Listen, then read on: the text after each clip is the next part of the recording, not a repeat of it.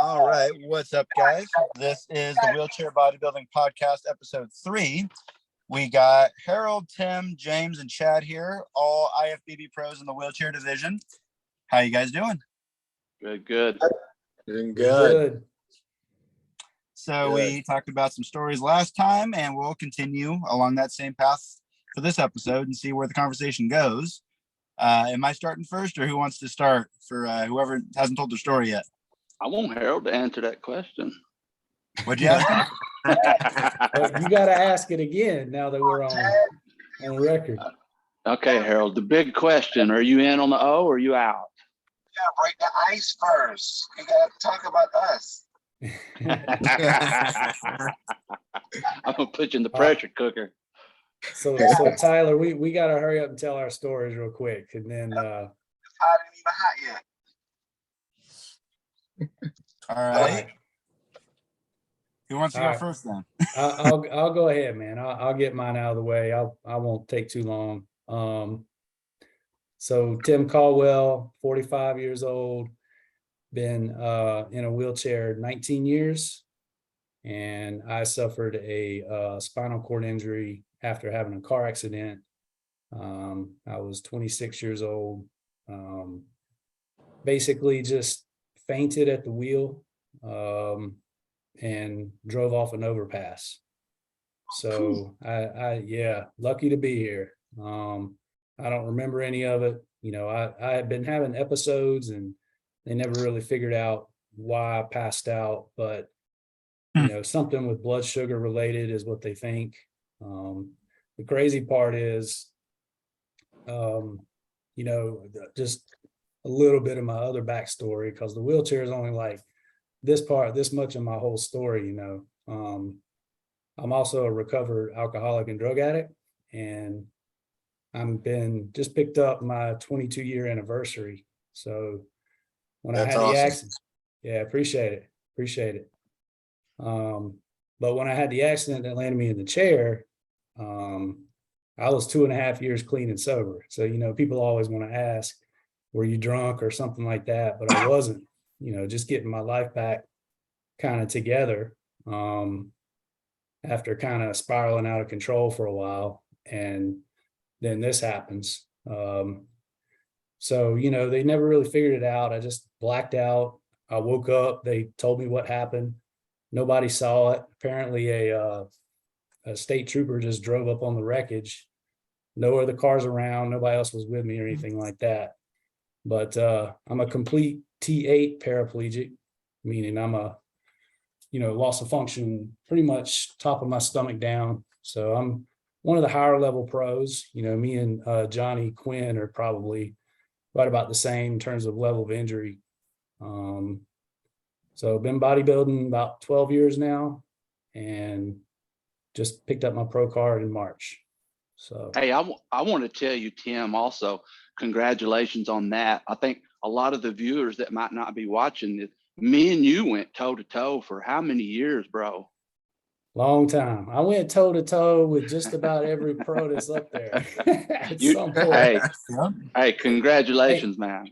Let me tell it to you this way. I lost to Roger Espina my first year, Josh Foster,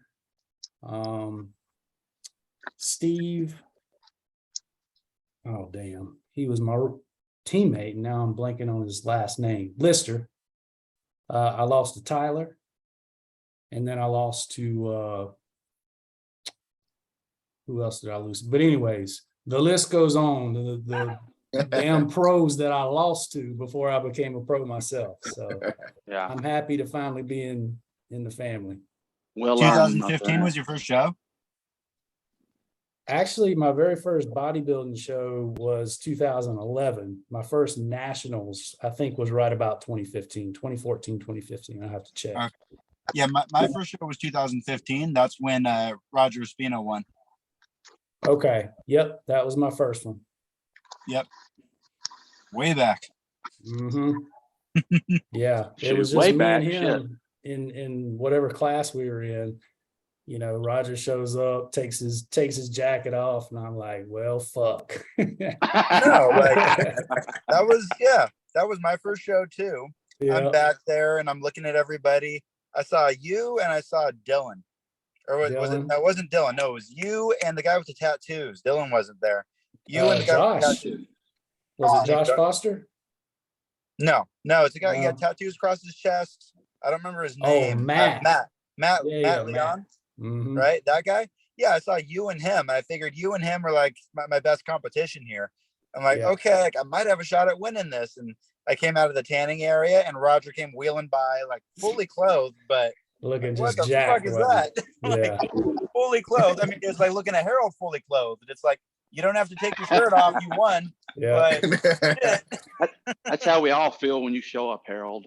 Yeah. Those prehistoric days. Yeah. Go ahead, Tyler. So my story, born with spina bifida. So my spine wasn't fully developed when I was born, right? And I had a bunch of surgeries on my back and my legs. Grew up doing wrestling and jujitsu. Today I'm a black belt in jujitsu and I run a jujitsu academy. So I do that and I'm a personal trainer, right? So if I'm not at my jujitsu gym, I'm at my fitness gym training for one or the other. My first bodybuilding show was 2015. Then that was just kind of a bucket list thing I fell into because Nick contacted me, Nick Scott, who runs the wheelchair division. He hit me up on Facebook and said, hey, you should do a bodybuilding show. Here's all the information. And I was already a personal trainer at that time and already loved fitness and everything. So I said, okay, it's a fun bucket list thing.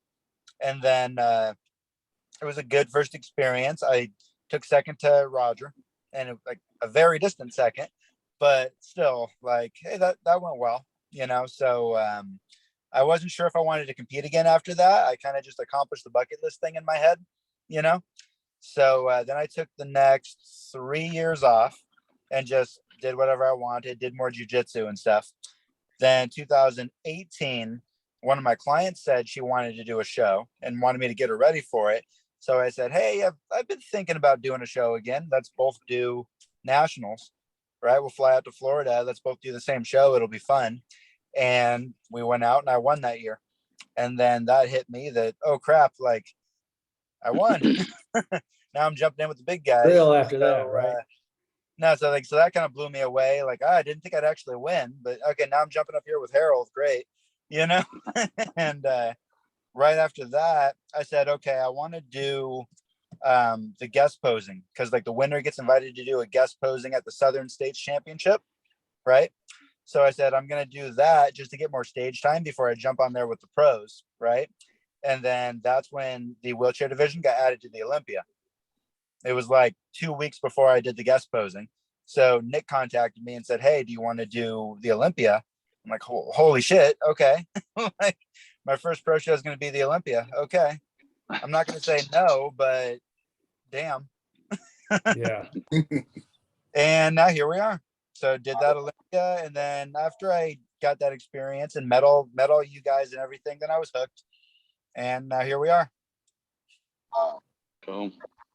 You got to throw it right in there. Yes, I did. Yeah. Sink or swim, right?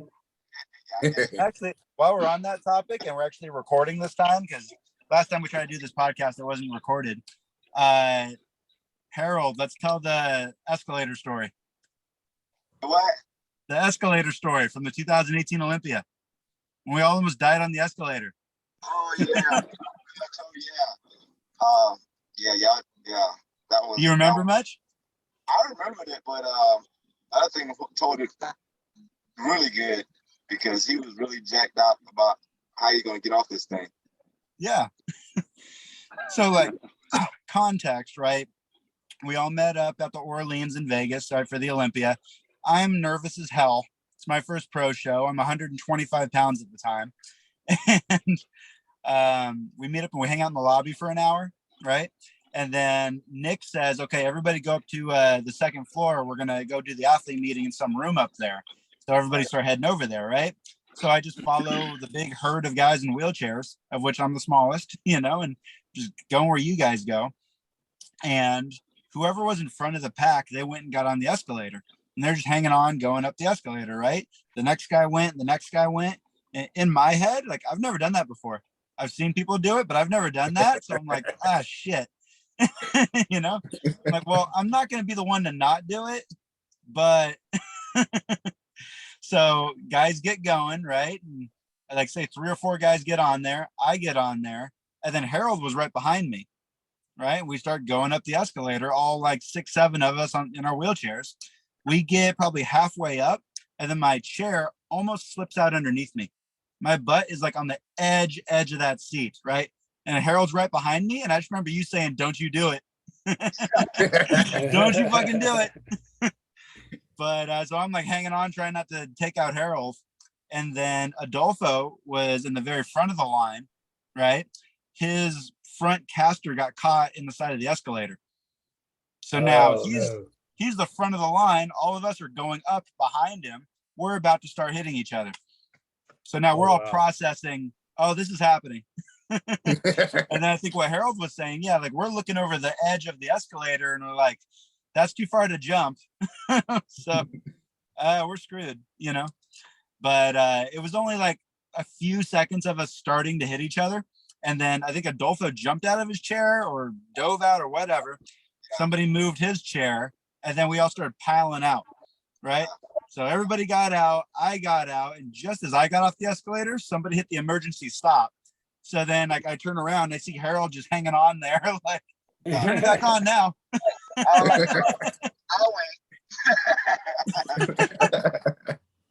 But anyways, so that was my my icebreaker with all the pros when I was brand new.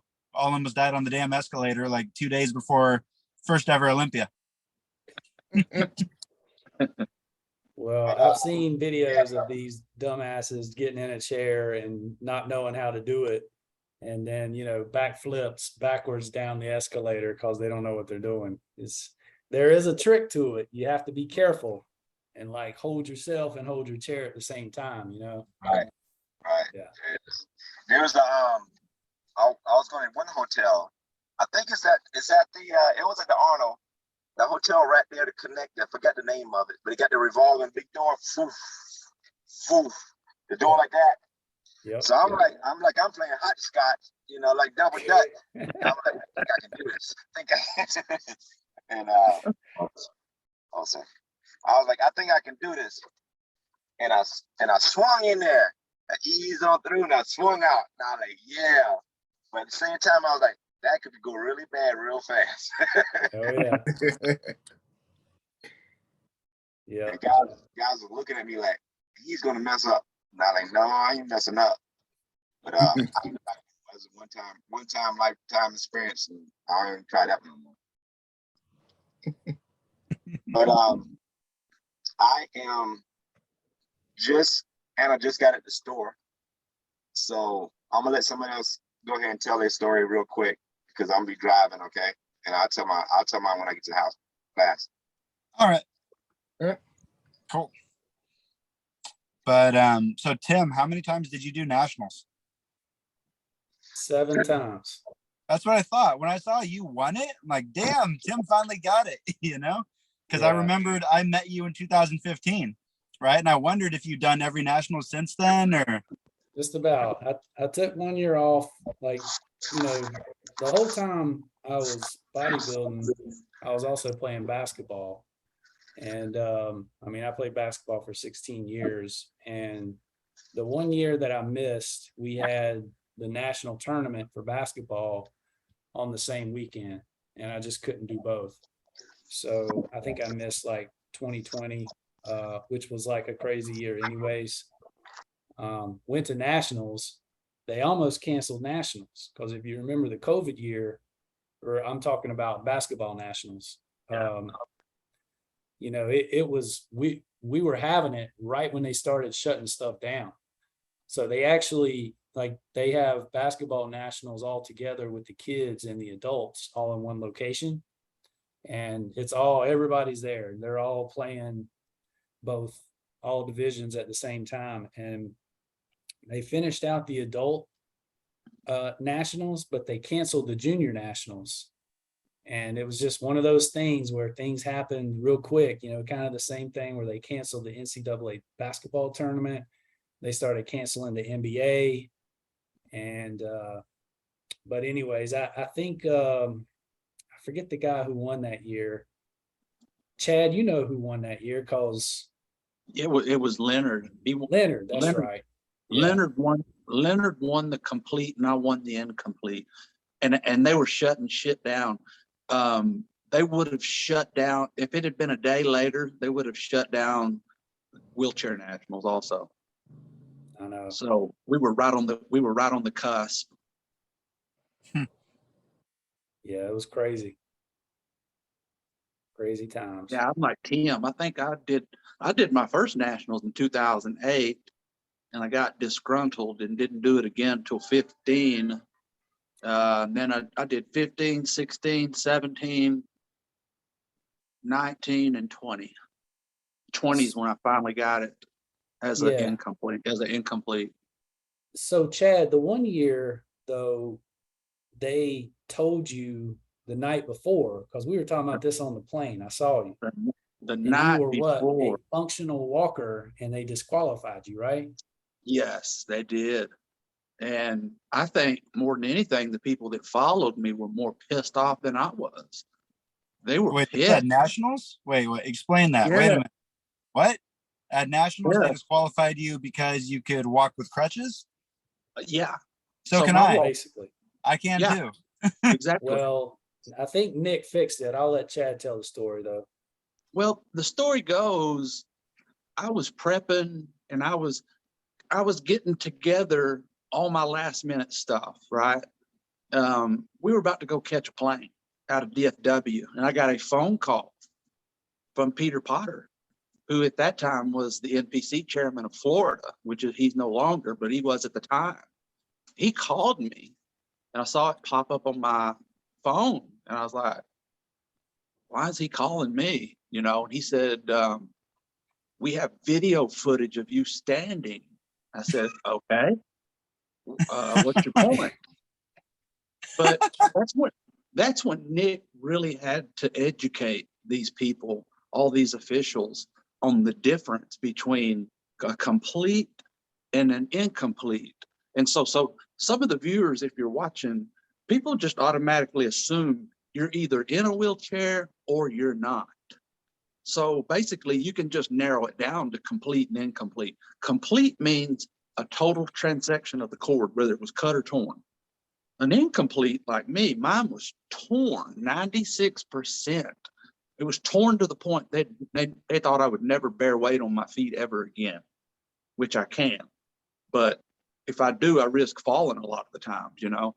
I'm stubborn like that, you know. I don't know why. I'm just hard-headed. But I called my physician immediately and asked him, could he fax me all my paperwork? And he said yes. So I was ready. Peter had told me, he said, we're going to still let you come, and we're just going to let you guest pose. And man, that was a kick in the gut. Here I was coming out on a 16-week prep, and I had already competed in the wheelchair in 08 and 15 and 16 and 17 and so on.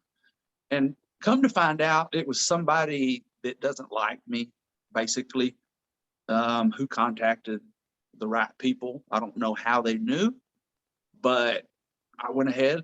I caught my flight, which the flight was all jacked up, got canceled, rescheduled it, and I ended up having to go to, was it South Carolina or North Carolina, Tim? It was probably North Carolina, because that's where I was flying out of. Yeah. So when I was getting on the plane, Tim was sitting there in the front.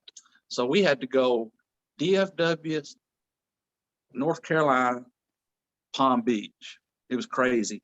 So I get to my room, and 9 o'clock at night, Peter Potter called again. He said, we've been doing some thinking, and we've come to the determination that not letting you not compete would be very unfair. And I'm thinking, you think? He said, however, he said, don't disclose any of this on social media. I guess they were ashamed of their decision. And they probably were thinking, you know, we could be looking down the barrel of a lawsuit, which they were correct, because I worked with 6 other attorneys. So yeah, I would have pulled the trigger on it too. because that's nothing shy of discrimination. Oh yeah. I can't train legs, bro. No way. I hurt myself. I kill myself. So yeah, that's how that went. And they told me, they said, we assure you that this will have no bearing on your placing. And a little voice in the back of my mind was kind of like, yeah, okay, whatever. Steve Lister won, but I'll just tell you right now, he deserved to win. He looked better than me. He was bigger than me. He was in better condition than me. So hats off to him. Yeah. And Chad, you had like kind of given up and eaten a cheat meal the night before the show, right? Or something. Sure. Yeah, I went to out the window. Yeah, I went to Applebee's, dude, and I let it rip. Well, okay, wait. So Peter contacted you and said, we're going to let you compete. Is that because Nick talked to him and explained to him? He didn't tell me. He did not tell me how they came to that conclusion. He just said, we've been doing some thinking and we've decided it's very unfair to not let you compete. I think Nick had something to do with it, if I recall.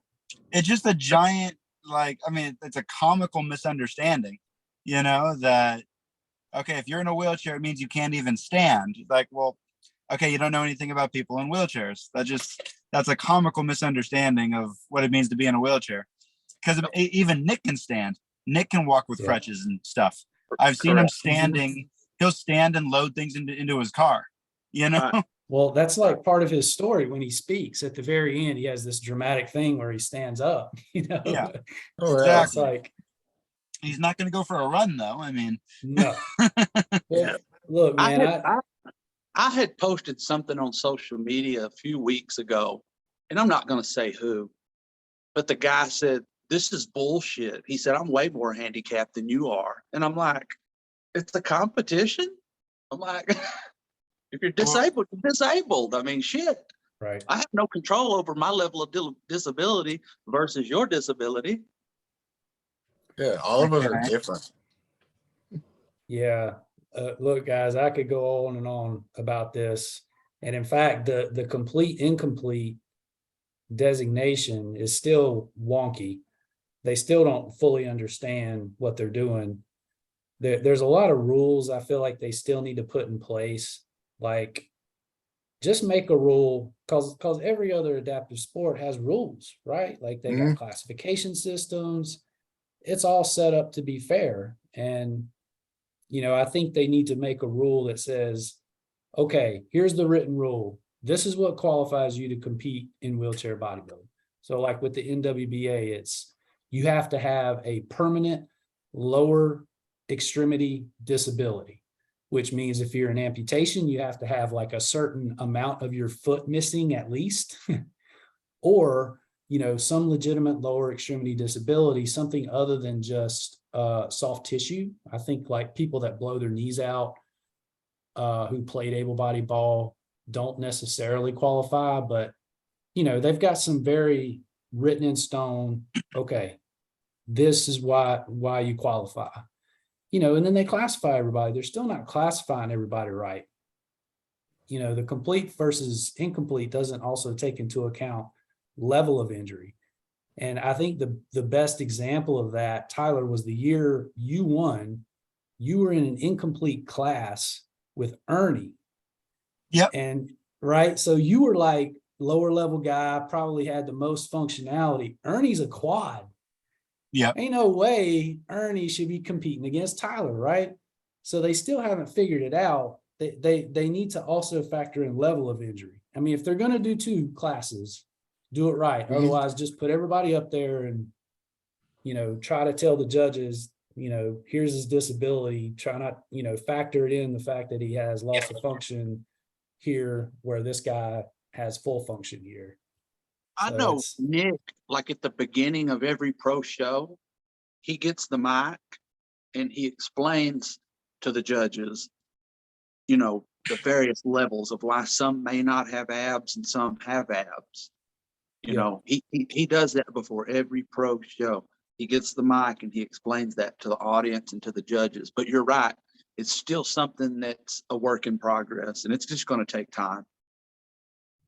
Yeah, I hope they get it right, because I have to be honest, I think we would have a whole lot more people competing if they did, because right now it kind of favors the lower level injury guys. So there's higher level injury guys. I mean, I could list off a whole bunch of them, like Sal and Cody. I mean, you know, Dylan went through it for a bunch of years, like a bunch of higher level guys who just feel like they don't really have a fair shot if they showed up. Where in reality, it wouldn't change anything for the lower level guys. It would just basically put lower level guys against lower level guys and higher level guys against higher level guys, right? So then you've got more people competing in total, but it doesn't really change. I mean, it goes to the fact that Chad deserved to compete. There's no reason why he should have been told that he can't compete. The people that have won over the years, like you, Tyler, and Steve, and you know, anybody that's lower level, you deserve to win, right? Like you shouldn't be taken away because you have more function, but the guys with less function, I think, need to be given a little bit more of a fair shot.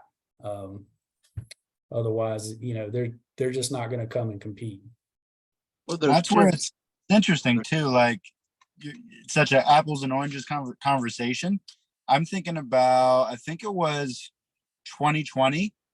Johnny Quinn backstage was gnarly. And now Johnny Quinn, like he can't have abs, right? He has a high injury. He's not going to have a complete physique like a lot of other guys. But what he had in 2020 was freaking me out backstage. He's popping veins everywhere, round, and like what he had, he freaking maximized, you know? And then so you're looking at him, and then you put him against Brad that year or whatever, and it's like, okay, this guy's more complete, but what Johnny has, he brought it, you know? So like such an apples and oranges conversation. You know, it puts the judges in a tough spot, I think. Yeah. Like, how do you judge Johnny? I wouldn't know what to say. I mean, yeah, okay, Brad is more complete, but Johnny Quinn freaking brought it with what he has, you know? Right. Yep. But anyways, we'll have to get that fixed one day. I hope they do, because I really think a lot more people would compete. Oh yeah, I think sure. this Olympia is probably going to be the biggest lineup we've ever had. If I'm not mistaken, there's going to be 10 people. This I think it's going to be like 15 or 14. Year. When I write down the names, I think we're going to have like 12 to 14, something like that. When I write down the names, you know. Awesome. It's good. Yeah. It's good for the sport. It's good for the division. We'll get to that point where we can do like a first call out and a second call out. So we were not going to be able to fit, 15 chairs on that stage at once, you know? I don't care. I don't care if there's 40, just as long as I don't place dead last. Yeah. But yeah, it's cool to be a part of. And yeah, this is probably going to be our biggest year ever by a long shot. We'll get the most financial help, more than ever before. And we're probably going to have more participants than ever before. At the Olympia, the most we've ever had is 9, I'm pretty sure. And this year, I think we're easily going to beat that. I think it's pretty cool. Mutant has stepped up, and they're writing some decent checks. Yeah, it's substantial to us. Yeah. Yeah. And they can help us with our travel and stuff. And yeah, it's definitely substantial. Yeah. It's nice finally having some support from like a big company for our class. Yep, definitely. Yeah, they are a big company. I personally love their products too. Mm-hmm. And it'll be good, just to get a full representation of our division on the Olympia stage and do a first call out and a second call out. And, it'll be cool to go from where we were back in 2018 to now, which 2018 was actually our biggest year up till now. 18, we had 9 people on stage, I'm pretty sure, 9 or 10. And then ever since then, it's been less, but it'll be cool to finally break that record and have a good 12, 13, 14 wheelchairs on stage. That'd be sweet. Are they, have you heard more about Generation Iron? No, we're still waiting to hear on that too. Yeah, that documentary we're going to be getting. Just what Nick said last time, a couple weeks ago, that 5 of us are going to get picked, and they're going to film our prep going into the Olympia, and then they're going to film all of us at the Olympia. But most of the documentary will be on the 5 that they picked and what's their backstory and all that. And I think that's what we really need, like the documentaries. And I'm hoping this podcast and other podcasts like it, this is the best place to tell our stories and get all that out there. Because, you know, Nick will go out and do his best to give a little summary of your story before we walk out on the Olympia stage or whatever, but that's like a 30-second thing, you know. This is where the audience can really connect with the athletes and hear about what have you gone through, you know. And then that's how you, I don't know, connection with the audience is huge, you know. No doubt.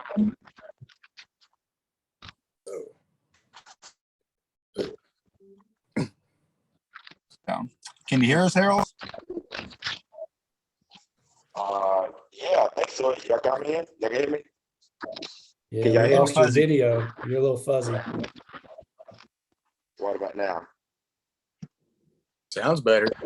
Video's kind of frozen. Yeah, your video froze. Okay, hold a second. Let's see something.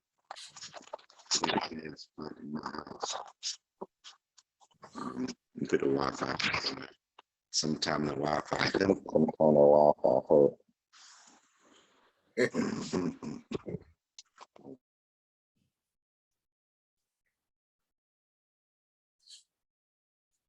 Well, when Harold gets his connection good to go, we'll have him do his story, how he got into bodybuilding. He can educate us on the old days of wheelchair bodybuilding, how it all started. Like, I love hearing those stories. Yep. All the people that came before us. There he is. I'm back on with y'all yet? Yep, there we go. Now we can see you. We got you. Now we can hear you. Okay. Yeah. Sorry about that. I apologize. So I think I'm up to me telling my story, huh? Yeah, just I mean, what happened with your accident? How'd you get into bodybuilding? You told us some stories before, like how you were getting ready for that first show and you were kind of winging it a lot, you know. So all your beginnings. So what it is, I was competing in an NGA league before my car accident. National Gym Association. I was competing in that league before my car accident, and I just got my pro card. I think I was 1 year into my pro card with the NGA league, and let me see, that was 2006. So 2007, I was getting ready for another NGA show. There's gonna be a big one in Atlanta, Ultimate Bodies by Carlos. So I was like one of the top 3 guys. I weighed right at 205. I was at 208, leaned down to like 202. And it was a few weeks for the show. And heading to Oklahoma, we're heading through Oklahoma. Me and Anna had a car accident, trying to miss some deers. Me, Anna, Ashley, actually our daughter was choosing the back seat. We was trying to avoid from hitting some deers early in the morning, and we hit a tree. And I was wearing my seatbelt. And the seatbelt is what pulled me down in the car and what is jumped my vertebrae. The spinal cord jumped, snapped the tie-ins together, snapped it, and it severely ravaged the spinal cord, T11, T12. And then I actually had to get myself out the car and get Anna out the car, and Ashley had got out, flagged down, you know, some bypasses. And then we had to get the car because the car had caught on fire. And actually I got third degree burn on the bottom of my foot, but which healed up later on. But we got at the car, dragged ourselves in a manhole, and some guys came down and they pulled us out. So it was 2007, September. Is that Labor Day or Memorial Day? What holiday weekend is that? Labor Day. Labor Day. Yeah, it was Labor Day weekend, September 2007. And so September, October, November, I was back at my desk because I was a manager at 24 Hour Fitness. I had just moved to Texas in 05, so I've been here like 2 years. And I started working at 24 Hour Fitness, and I still had my car business. I buy and sell cars from the auction. And I think I saw Nick So I was still going to some shows and stuff here in Texas, Europa, and so I was going. Oh, I know what it was. So I was NGA competitor, and then a lot of the guys saw me and they went. I was going to compete with. That's when the 2006 was the first year they had men's classic, and I didn't really, I wasn't a big bodybuilder guy, so they had a new class, the men classics. So I was like, shoot, the men physique. So I was like, shit, I'll try that. But again, NGA, I was all natural. Nothing a lot of stuff out of the shelves from the GNC I could even use. So I competed in that show, and this 2006, I competed. I think I came in third or fourth, but they said I was too big. And then I competed in 2007. I think I did better. I can't remember, but I was really getting ready for my next show. Like I said, Ultimate Body by Carlos in Atlanta, and then. Being I didn't compete, I was still keeping myself in shape, got out of the hospital and stuff, got back at my desk and still was working out. And I think I met Nick at a bodybuilding competition in Dallas. And he was telling me, hey man, we got a wheelchair class, you do good, you should compete. And I was like, I think about it and whatnot. So, it was 2008. And I talked to him in 2009. And then I know that Luke had a pro qualifier in New Orleans in 2010, if I'm not mistaken. And went down to that show and I got my pro card in 2010. And then after that, I think was it the same year we had at 2010, the first pro, or 2011? I'm not sure. I don't know. Hold up. I got it somewhere right here. But I think it was 2010 or 2011. We had the big pro from around the world. The first pro. The other one was a pro qualifier. The Luke when I won in 2010 was a pro qualifier. I want to say 2011 was the first pro am competition, and everyone was there. I mean, Big Dan from England, Ludovic, Antonio, Hey, Jason. Jason Greer, my boy passed away. My boy Reggie. Reggie. Yeah. Oh man, that was I think it was 12 guys. That was the biggest lineup ever. It was 12 guys. And then I won that show. And from there, man, we start working on a lot of stuff. Cause that show, man, I was clueless on. And be honest with you, man, I never had a really coach. I never had a coach. I never had how to eat, meal prep, man. Even then, no supplements. I mean, I think I did 4 years straight. Again, same protocol I always been using. Never use no supplements, anything at all. When I turned 44, I got tested and my T levels was like 285. And then I was working 24-hour fitness at full coverage insurance. And I started going to the low T center. And then that's when I started learning everything about the anabolic side of it. So I started learning a lot. But from that 2000, how old was that then? I can't remember. I was 44 years old. I forgot what year that was. That's when that started with. But other than that, man, I love the sport. I love working out. I worked at the gym, so I work out twice a day. I work out on my break. And just always kept myself back on part. So when we start competing in the wheelchair class, man, I just love doing it, meeting the guys, meeting Ludovic and all of the guys, man. When we get together, everybody shows love because it's a family when you have all the guys that's in a wheelchair because what we all struggle with. So we compete, but at the same time, man, we still got a good brotherhood. So all the new guys that's coming on, I always urge them, man, always reach out to your counterparts because we compete on stage, but outside of stage, man, actual advice, and we give each other earnest, how can I say, earnest opinions because this is what we're friends. So if it worked for us, we want it to work for you. So when we get on stage, bring what you got and we're gonna go from there. Come, get on. Yeah. I agree with the whole brotherhood thing. It's like, when I showed up to the Olympia, I mean, I wasn't nervous because it was almost like a coming home, to be there with everybody. And it is a brotherhood, like Harold, at the Europa, good friends, they don't tell you what you want to hear, they tell you what you need to hear. And Harold told me backstage, he's like, "You ain't training heavy enough." I was like, "Okay, yeah." It kind of hurt my feelings, but I needed to hear it. I was like, "Damn, he could have waited until the show was over." Hey, Harold, no, but look, check this out. There you He said my go. arms were little. He's getting I done there, put right? about half an inch on them. I told him, right, because I know how hard everybody works. I know how hard everybody works. But with Chad would call me, you would talk, and you'd tell me everything.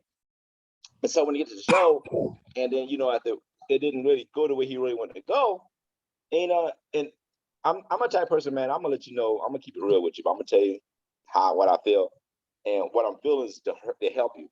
How I'm feeling, I'm never gonna feel a type of way to hurt somebody, even the people that don't like me winning the way I'm winning. I can tell they don't like me, but at the same time, I still talk to them, communicate, because I'm not gonna try and not tell you what could make you be better. So with Chad, I could tell he was upset with his placing and stuff, man. But I said, bro, you lose. You show me 3 weeks out how thick you are, and then you got lean down. And I'm like, bro, you losing too much mass. You losing too much. You look great 3 weeks out. You don't lost too much mass. Now what's going on? Like I said, you're not training hard enough. You need to keep that mass on. Some kind of way you need to keep that mass on. You're right. And if I didn't tell him that, he would be thinking something else. He'd be going another direction, trying to fix something, whereas it need to be fixed here, not over there. It need to be fixed here. And that's our opinion.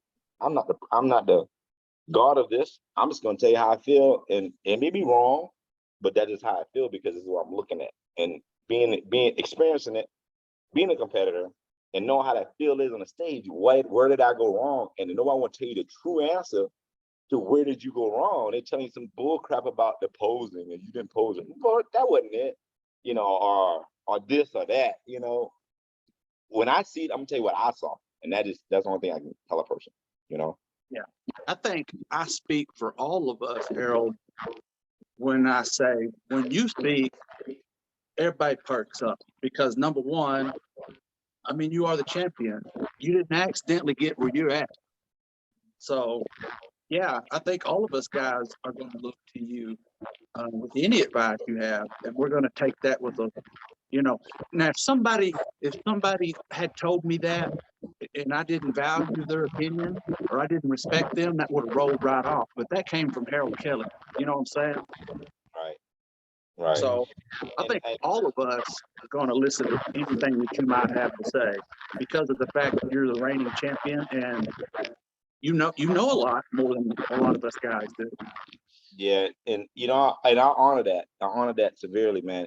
And I'm very cautious about what I say, because it can be very detrimental to somebody. And and if I have a second guess of what I'm going to say, I won't say it. I can tell you that. If I have a second guess about how a person is going to perceive that, I may not even say it. But me and you have the relationship to whereas I can just tell you how I feel about it, and I know you're not gonna be that guy. Be like, man, whatever. So that's exactly why I told you when I told you how I told you, because Yep. I just want to get my chance to tell you. Even Tyler, me and Tyler was talking, and talking to him how authentic he is. I told him a few things when me and him had conversation. And every guy, me and Reggie, bro. Reggie flew here for a week, and we just spent time together before his tragedy there, man. And it's still foggy in my head, but we shared a lot of stuff together. I mean, every person I meet, even Adolfo, man, me and Adolfo get on the phone, we'll spend half an hour, almost an hour talking. Just talking. I'm getting stuff from Adolfo. I'm getting stuff from y'all guys still. I'm getting stuff from Chad. Just still learning, bro. It's just, this thing is infinite. This bodybuilding is infinite. And even me and me and Gabe, when we and Gabe together, when we get together, shoot, me and Gabe talk, and it's like we still sharing stuff together, just talking, man. Gabe gave me a frame. He framed me and him giving head to head to each other when his mother came at once. I forgot what show, it was an Arnold show.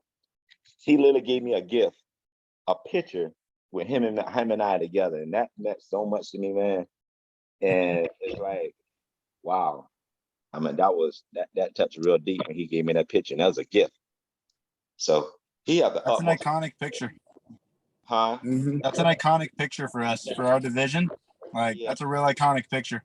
And he has a place in my heart, man. And when he won at the Arnold, I mean, I was happy that he won because he put his time, he put his heart, he put his everything in to continue to do what he's doing, to continue to get better at this art, to put him where he's at, you know. And a lot of guys were asking me, they want to start asking me, what do you have to about that? I'm happy he won.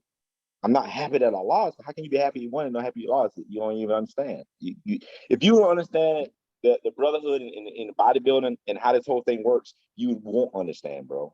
I'm sorry to say, some people who can't understand, they won't understand.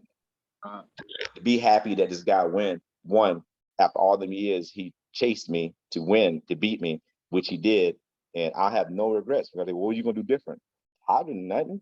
I'm gonna continue to do what I'm doing. Now, don't get me wrong. There's a few things, you know. Me and my camera, a few guys taught me what did you didn't do.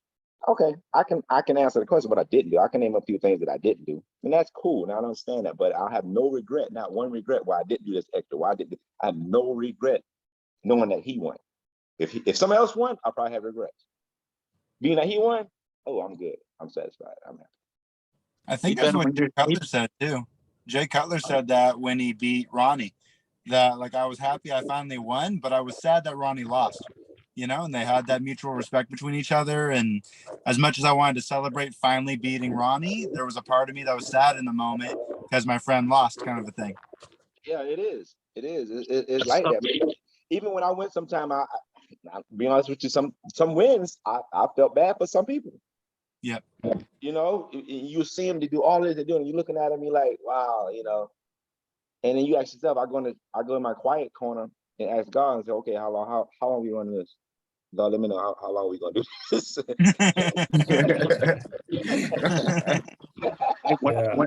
When I was at the Olympia, me and James were sitting right next to Jay Cutler, and Jay said, "Who won the wheelchair division?" I said, "Harold." He said, "Of course he did."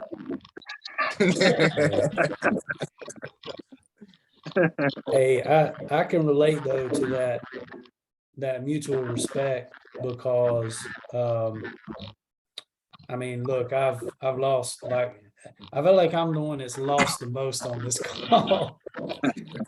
But you know, when Steve Lister won, you know, he and I were teammates on the basketball team.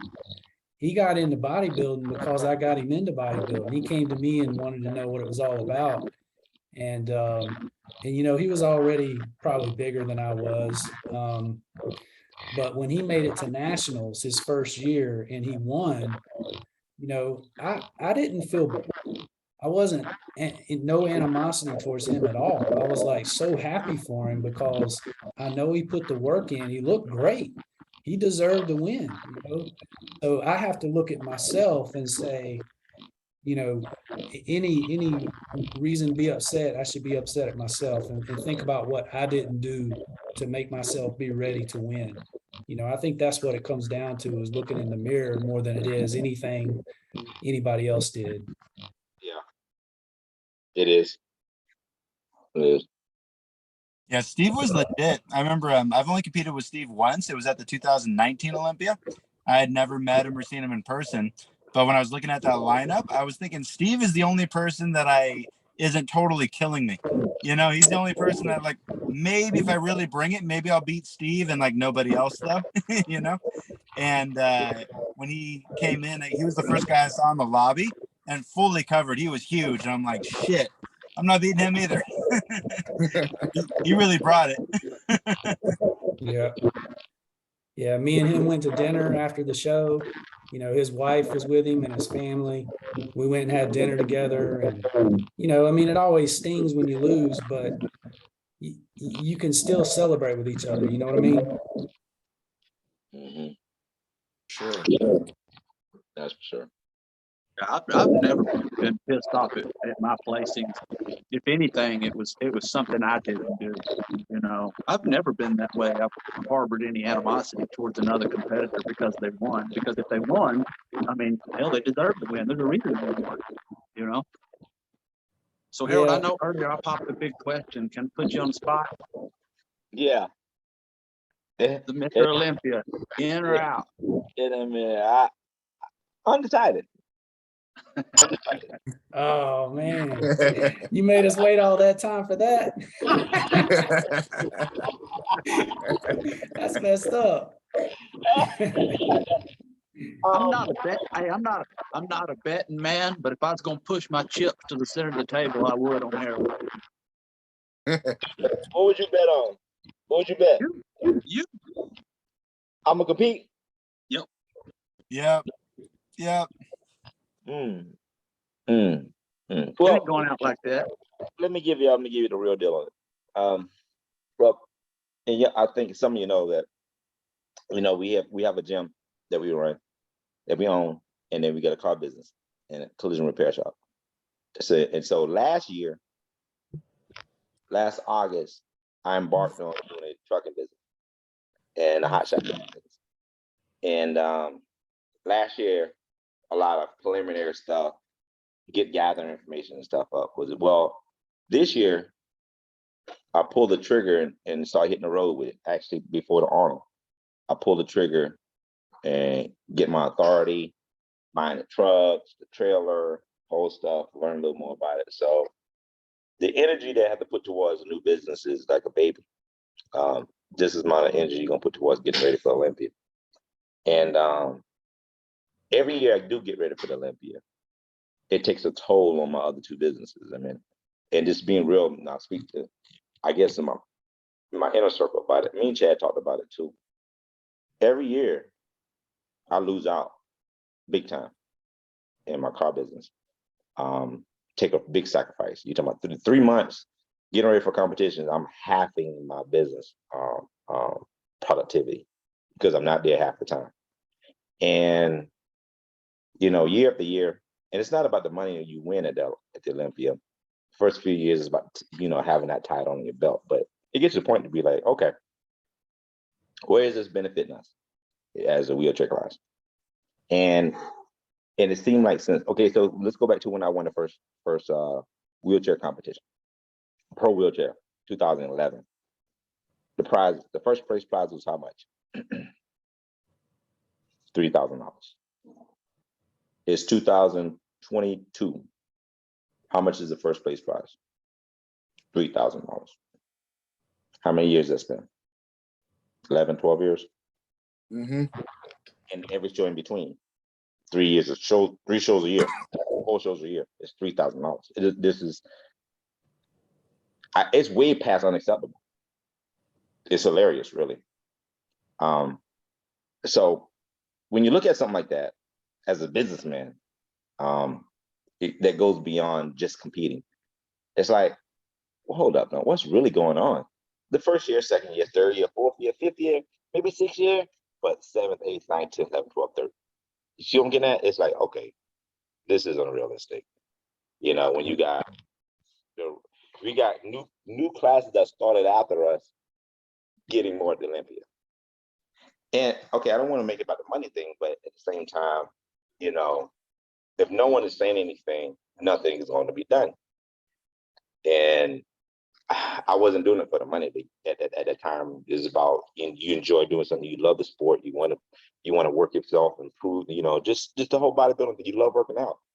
But when it started, you know, really digging into my personal deal, where I'm at, my circle, my piece, it's like, okay, you gotta ask yourself, but how, you know, you gonna put time over here, you put time over here, and it doesn't really make sense. So now I just started a new business, and now that one gonna, as a baby, it's gonna take a stab. Get ready this year, and the other business is gonna take So, what do you do? So that's why I said that's a turmoil to me right now. Which way I want to. And don't get me wrong, I love competing. I love working out heavy. I love working out hard. I love competing. Ain't even about to win no more. It's about competing, being with the guys. Yes, I do want to compete. Yes, I do want to win. Don't get me wrong. If I compete, I'm gonna work do everything in my powers to win. Hands down, I'm gonna do everything I can to win. I'm not gonna stop another person doing anything they ask me. I'm gonna give them the information. I'm gonna give them the source, and they do it. But I'm gonna do everything in my power to win. Everything that I know. And I know how I get when I'm gonna train for something. I put my head and I focus towards that. It's all guns up. And when I do all guns up with anything, any business, I'm in. So it's like how you already split your energy so many different directions already. Are you gonna throw another one in and split that energy again? You can't split your energy but so much to be perfected in every point. You're gonna be missing here, missing here, missing here, missing here. And that's where I'm at. So again, still, I know by next month I know whether or not I'm doing it or not. Next month is gonna be my cutoff date to whereas I know I'm gonna give myself the what time I need to do what I need to do to be a spot on with the Olympia. So that's the true answer. I think, Harold, it's safe to say that we all totally understand that. And you have absolutely nothing to prove. I mean, how many years have you held the title, bro? Since 2011. So, yeah, I mean, you got nothing to prove, bro. Right. Yeah. Everybody got mad respect for you. And I know even if you don't go on to compete, you're going to keep your finger on the pulse of the sport. And I'd love to see the Harold Kelley Classic. That's already in the talks. Awesome. Nice. Awesome. Yeah. That'd be great. I'll be there. Yeah. So, and then with that, it's gonna be another whole realm of this right here that's gonna take off, and that's gonna be more important to me than anything else. Something that me and Reggie wanted to do with this before he passed away. We was already me, Reggie, and Adolfo was talking about. So when that Harold Kelley Classic kicks off, I'll be able to. Is that going to be in Dallas, Harold? No. I can't answer that one yet. One thing about that is when you get sanctioned, when they give you the sanction and they tell you what you can do. Once they tell you what you can do, then you have to work around that. They give you a date, they give you locations, and all that. And something too, the viewers may or may not know. And I know we're a different class, but you got more Mr. Olympia titles than Ronnie Coleman and Lee Haney. Not Mr. Olympia. I got Arnold titles mixed with. How many Olympians you got? 4. Oh, I thought you had more than that. I got 4 Olympias. I got 6 Arnold Classics. Okay, that's what I was thinking. Yeah, I got 5 Ohio Arnolds and 1 Africa Arnold. And here's one thing that I wish other podcasts and stuff would take note of. How old are you, Harold? 51. Why don't they need to mention you more? They name off Kamal all the time, who's 50 or 51, right? They name off, Dexter, of course, right? But they need to acknowledge you more. You're 51. You look just as good as any of these other guys.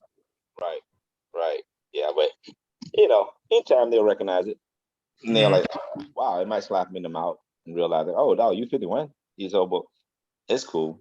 A lot of things happen in due time, but it's all good. I was looking at a guy who made a video the other day. He was talking about how he looked. He's 50. He's 50 or not 50. How he looks so good, and I was like, oh, that's a nice video. Phenomenal. He looks phenomenal. Don't get me wrong. And a lot of guys don't know how old I am. Most of them got me like 40s. Some people have 30s, high 30s and 40s. But yeah, I'm 51 and proud of it. But I'm right behind you, man. I'm 48. I think I'm the next oldest guy. I'm 48. Yeah, you're 48. Yep. Yeah. I think there's a gap. then there's a gap, isn't there? Well, I'm 45, so Oh, you're I'm right 45. there. Okay. I'm 33. There's a gap. Yeah, I'm 34. Yeah. I'm the young guy on the podcast. You're the young one. You are, man. How old are you? I didn't know I was the baby. And Adolfo is what, 30 something? Yeah, I think he's a little older than me.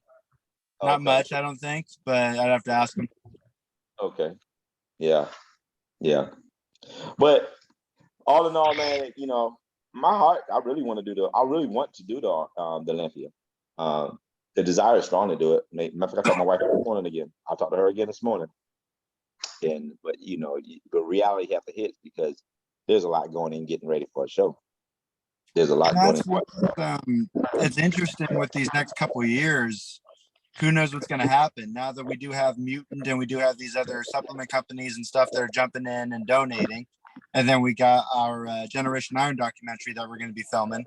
I mean, hopefully that's going to lead to more prize money and more opportunity and more everything. But we don't know until we give it a few more years, right? Yeah, and, you know, just like think about the Olympia 10 years ago when Ronnie was winning. If you add up just about almost all of Ronnie's winnings, it's probably one competition, one win that Phil did.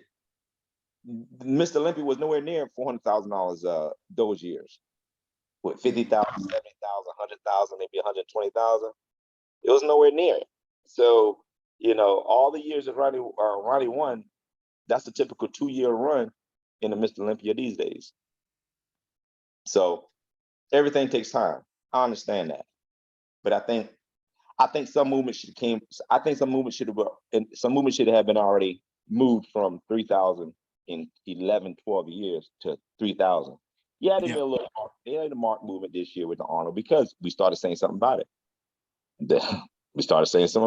Yeah, so the Arnold did something different this year for the first time since 2011.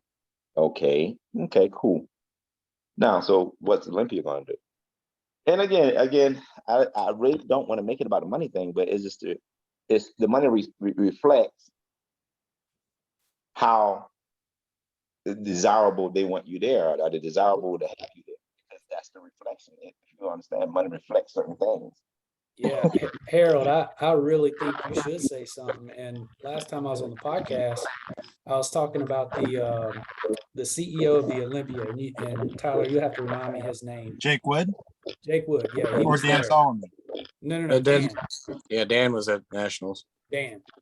And you know, so Dan gets up on stage at Nationals, and you know, he likes to brag about the wheelchair division. And then he said that, you know, whenever he talks about the most inspiring athletes, you know who he mentions, Harold?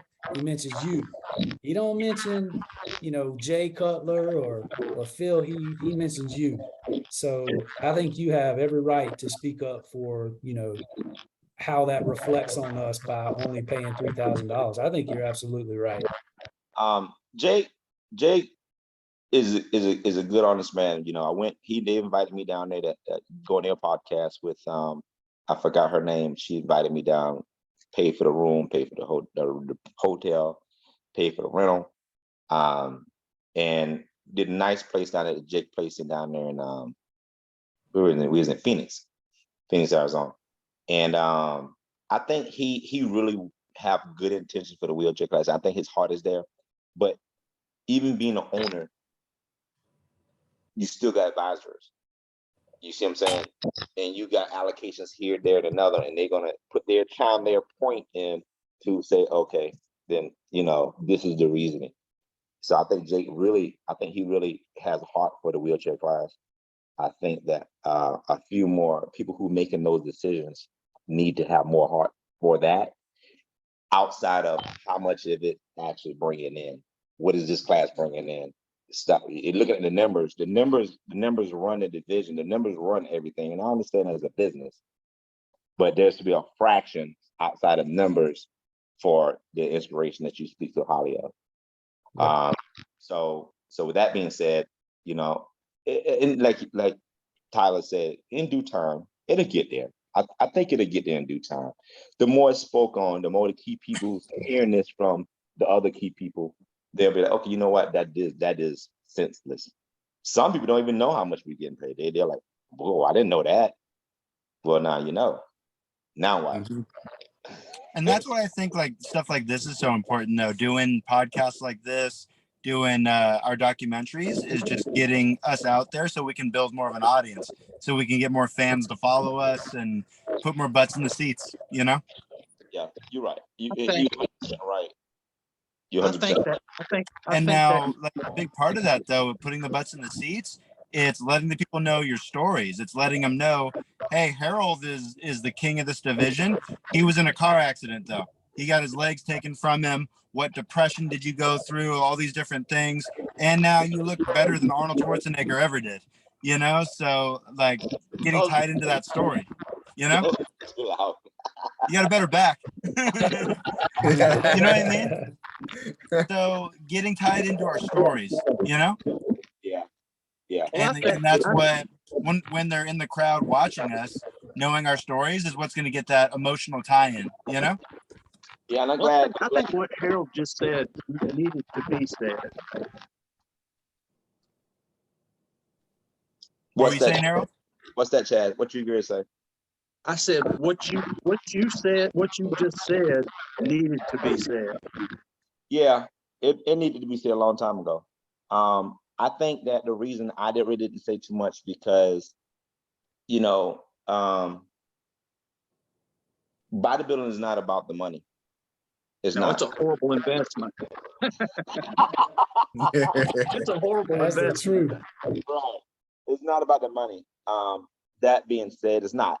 At the same token, contrary to that, if a bodybuilder say he's a professional bodybuilder and this is his lifestyle. So let's look at a few guys who made it their lifestyle. Ronnie Coleman, Lee Haney, let's get Sean, Sean, Kevin Levrone.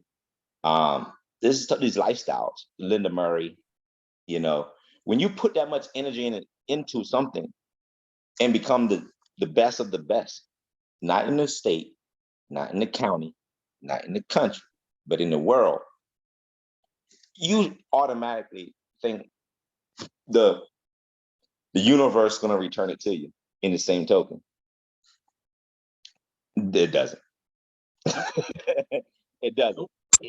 And so how do you make these forces return it to you when you continue to put that out?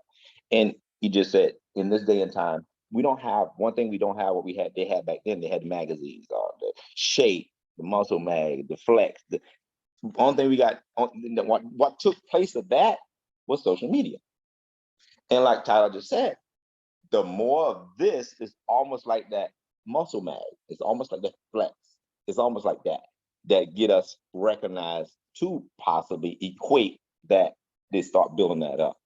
Only thing they got to go off of right now is the head count at the door. You know, how many people are sitting in the audience watching us? How many tickets can they sell watching us? And when they see those people dwindling away, should we really be focusing on that? I already know. I already know the conversation. I already been close to the conversation being conversated. So that's why I know that's what it is. So when I continue to compete, it's not all about that. It's all about me loving to go ahead and compete, me loving to work out, me loving to get on stage and doing my best to get on stage. Now, in making this grow on the other side of the coin, going back to being a professional at this and saying, this is my profession, that's when I get frustrated because this can't even be my profession because I can't even make a living of this. Even if I want to, even if I become the best in the world, I still can't make a living of this. So that's when it goes back to why aren't we being treated as a professional in this profession? Why aren't we being paid the proceeds as a professional in this profession? Because of our followership. Well, when you saw magazines, you didn't know how many really, really bought them for that particular person that was in that magazine. But now you can count this person likes, follows, response.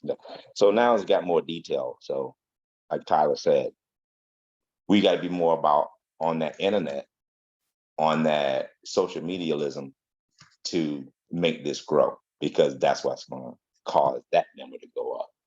And I'm old school, 51. I'm not. I don't know that world. I know this world. I still got magazines over there. That's how we live by. But now it's a new world. Younger guys coming into the profession.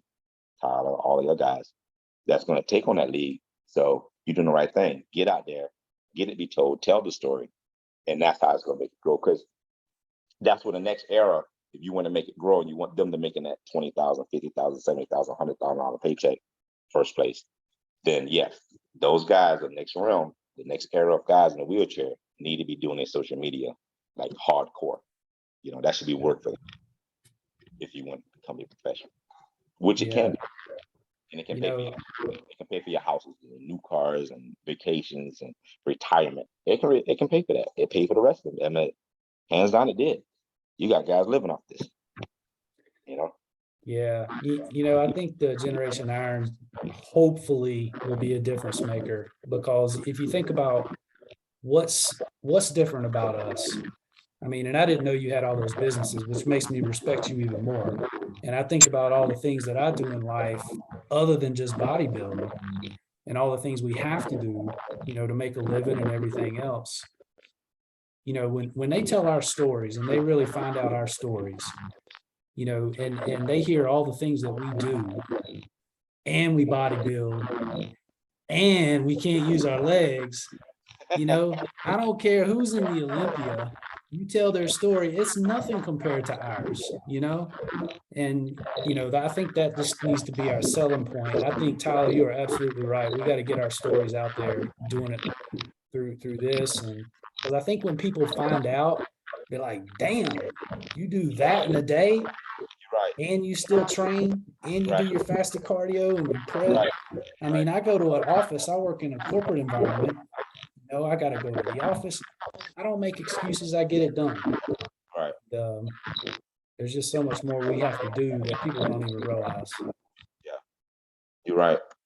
And one thing you just said, key thing, the things that we do in a day, man.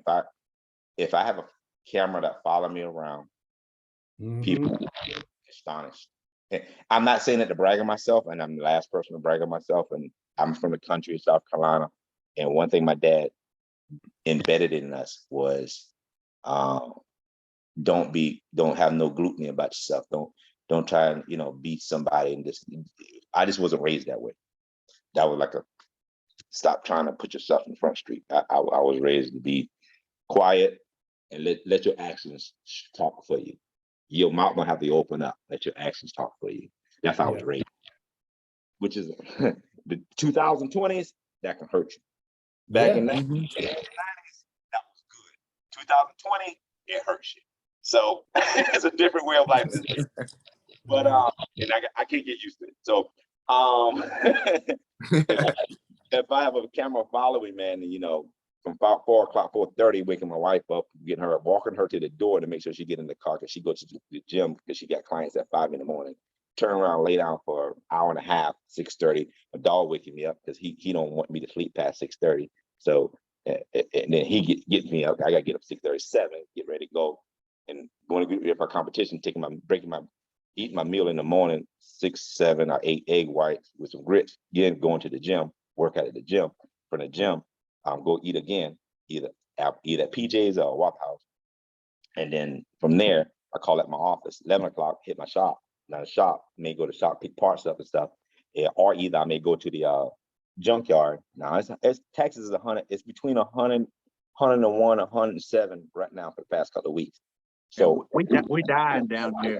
We dying. Yeah, Oklahoma's not that much fun either. So I'll either go to the junkyard in the wheelchair, getting apart in the junkyard, going through rocks and stuff. Guys just looking at me with their mouth wide open, like.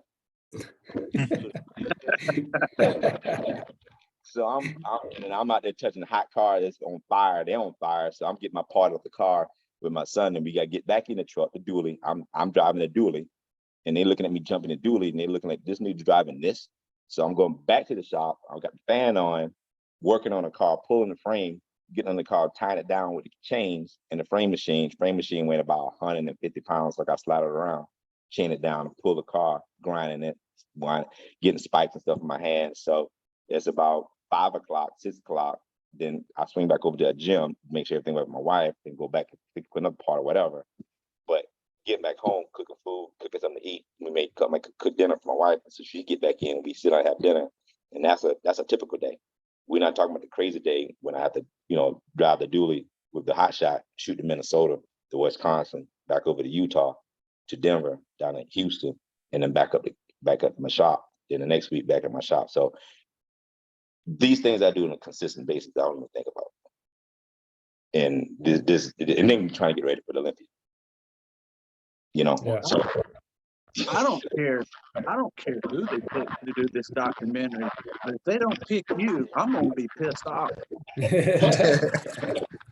Well, I mean, think about everything Harold just said. In my day, it's not exactly like that, but it's as busy as that. And, these athletes have sponsors, and all they have to focus on is training. That's it. Like, yeah, I mean, wake up, train, eat, wouldn't train, that be nice? train, paid for food, train, mortgage, Exactly. rent paid for, car payment probably paid for, and I don't bash one of them getting the money. Get that money. Oh, get it. Get it. If they get it to you, get it to them. But Exactly. we can use a little bit of that. We as a wheelchair class, we can use a little bit of that. Just show a little love towards the wheelchair class. Now, Red Car want to sponsor me. What can I pay for with that? I think I can pay one thing for that with that check. And don't get me wrong, I loved it, I appreciated it, everything. And that the amount that they gave me was there. It was my first one, so I was happy. But at the same time, 4-time Mr. Olympia, 6-time Arnold Classic winner. I think they could do a little better than that. The next contract will be a little better than that. When you got other people getting paid $6,000, $7,000, $8,000 a month per month to get ready, to not even get ready for shows, just to be a part of the brand. Yeah. Well, Jay Cutler even said, when he competed, the Weeder brothers was cutting him a $6,000 a month check. What year was that? Before he retired. Yeah. Phil won when? 07? So he won like 06, 04, 5, 6? Yep. Something like that. Somewhere up in there. And this thing about that's how many years? Almost 20 years ago, 18 years ago. So imagine how much they're getting paid now. I don't know now, but Jay said they were paying him between $5,000 and $6,000 when he was competing a month. Right. A month. Yeah. They're getting that now, but the only thing I'm not saying anything wrong with that.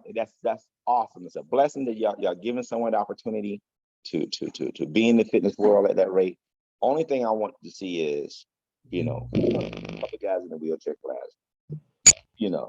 shine some of the light towards them. Show some of them guys towards that love. You know what I mean? And it doesn't take that much. I'm talking about $1,000, maybe $2,000 a month. You know how much?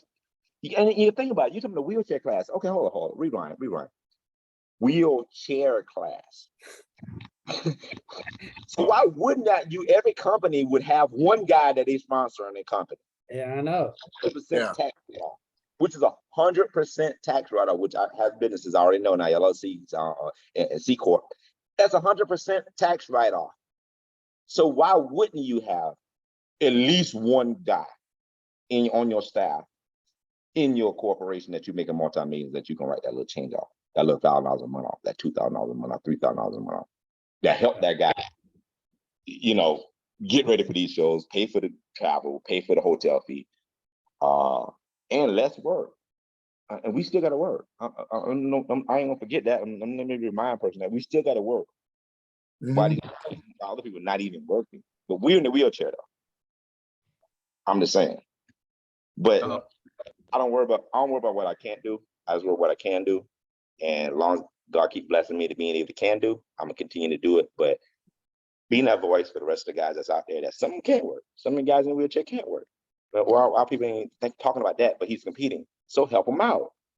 That just plain and simple. Chad worked, you know, my guy, he worked. All of us work because our soul won't let us just be someone who just don't. A competitor does not just sit back and do nothing. That's why we are competitors. Yeah. That's why we compete, because of the mindset that we have. So we're not actually fighting handouts. Only thing we're saying is just be fair. Yeah. Yeah. I'm not probably busy as you, Harold. I know you get it, but I leave the house every morning at 5:30. I put 10 hours in at the office, and then I go put 10 hours at the gym. So I leave the house at 5:30. I get home at 8 o'clock. I still got to take a shower and prep five, 6 meals the next day. And then I get in the bed and I get up and do it all over again the next day. Right. Right. That's every day. Every day. Well, except the weekends, but yeah. Right. Sundays. On Sundays we get on podcasts, right? Yeah. This is our relaxation.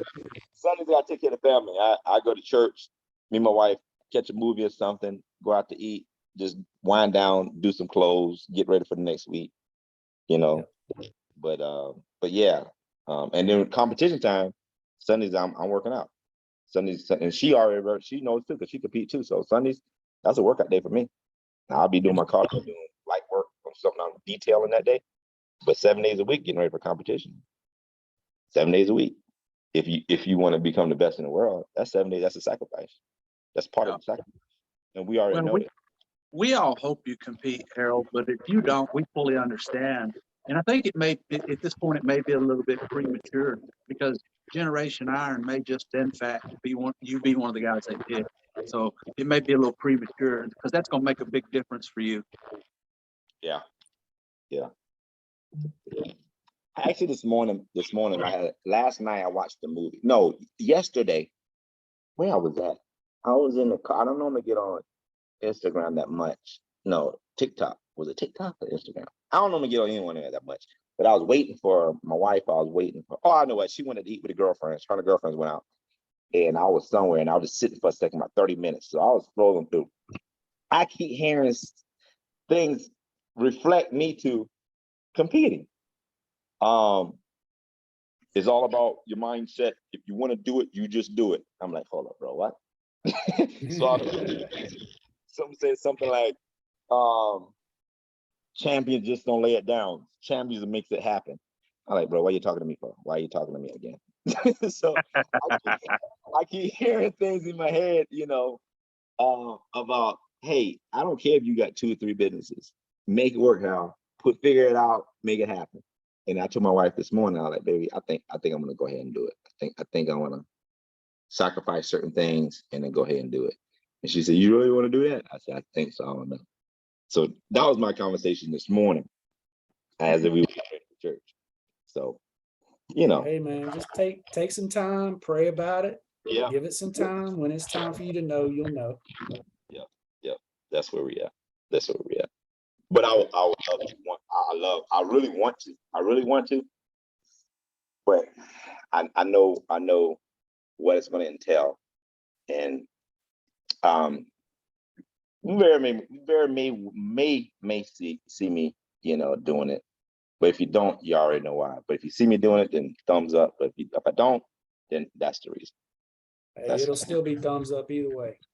Yeah, and I'll be there. Either way. Definitely. I'm gonna be there either way. Yeah. Hey, who's going to overseas? I'm Not not me. sure. No, I think Gabe's doing it. And Gabe's, can't do it by itself. Anthony. Okay. And some of the new guys too. Anand is supposed to be there. Yeah. Then I think there's a couple other guys that are competing in it's like we're supposed to get a pro card that Friday night, and whoever wins the pro card at that show gets to compete Saturday with Gabe. And then I think Carl's going to be there too. The guy from Germany. I think he's supposed to be there. Oh yeah. I think so. But so the next 2 is the There's only one pro qualifier left. One Olympia qualifier, yeah. Mhm. Which one is that? The UK. The UK? And when is the UK? When is the UK? I think it's in September. Yeah, it's like September 26th or something like that. That's right. It is in September. Yeah. Because I went to the UK. I competed at the UK also. When I competed UK, 2013, 14, 15. Yeah. I competed against Dan and somebody else over there. No, that's the year I think quit. Nick. I think I competed against Nick. I think Nick was there.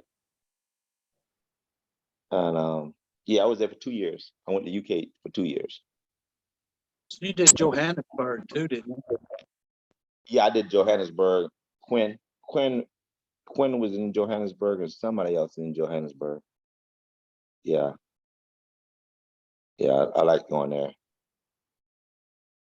But yeah, we'll see. And then, man, if everything kicks off good, my truck, man, I got a full slate next year. So we'll There you see. go. We'll see. And Awesome. I love decent Brazil for next year. Yeah. Yeah, Brazil's for sure next year. Oh yeah. Love to get over there.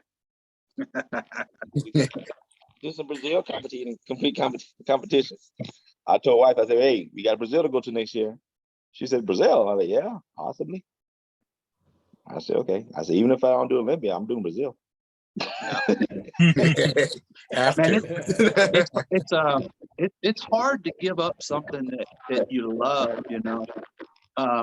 Bob Ciccarello, he cracked me up. You know, he's always full of jokes. He said the hardest thing, he said, what's harder than getting out of your posing trunks is getting back in them.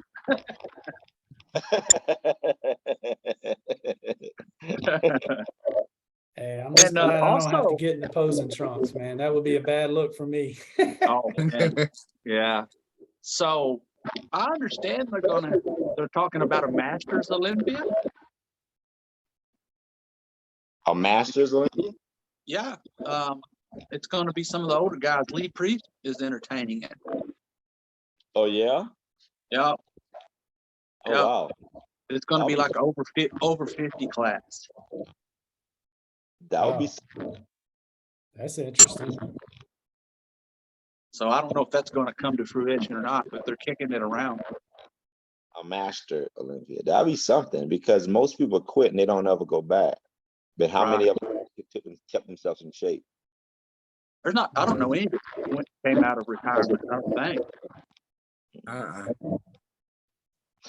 Yeah. That would be. There's plenty of guys looking as good as Harold at their age who could probably pull it off, though. I know that much. There's a lot of guys. There's a lot of guys over 50 look good, man. Yeah, there's a couple of them here in the Charlotte area, you know, in their 50s, and they competed for years, and they still look like they could walk out on stage today. You know I'm from South Carolina, right?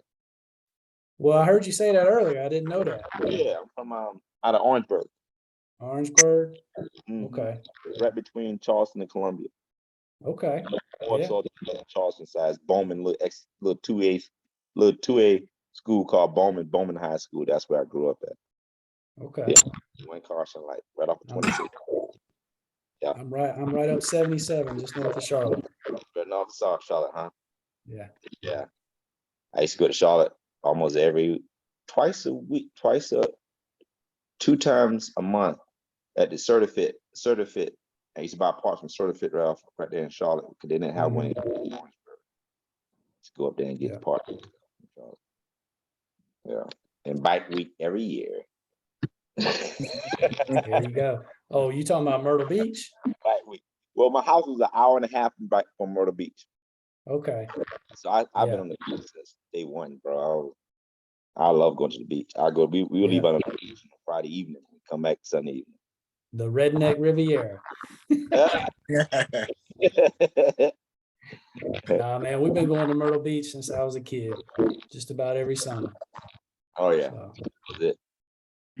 So before we get off here, Tim and James, y'all's first pro show will be the Arnold, correct? Yep, it'll be mine. Next year, yep. How y'all feeling about that? Nervous as hell. Nervous? Yeah, definitely nervous. A whole different stage. Hold on. So, let me ask you a question. Do y'all qualify for the Olympia? No, No, we didn't. no, we would have had to have competed this year and then rack up the points to qualify. Yeah, the only way for us to qualify would have been either to one of us to compete at Dallas, or we'll compete there, or at the UK. Yeah. Okay. The one in Canada, the one in Toronto. When was that? Yeah. That was a week or two after Dallas. Yeah. Tori won that one, didn't he? No, that Woody. Woody. Last year, Tori did. So I think Woody qualified for Olympia though, right? Because he won. Yeah, Woody there weren't qualified any for pros Olympia. there, so So he competed as a pro. Yeah. Won the Toronto? Woody Yeah. won Toronto. He won his pro card, and then he did a pro show the next day. Nobody was there, so he won. He qualified for the Olympia through that. Oh Yeah. wow! So Woody gonna do the Olympia? I think so. I mean, yeah. I think so. Okay, that's good. That's one more person. Yeah. I That's figure one. we're gonna have a good 12 to 14 people. Wow, that'll be phenomenal.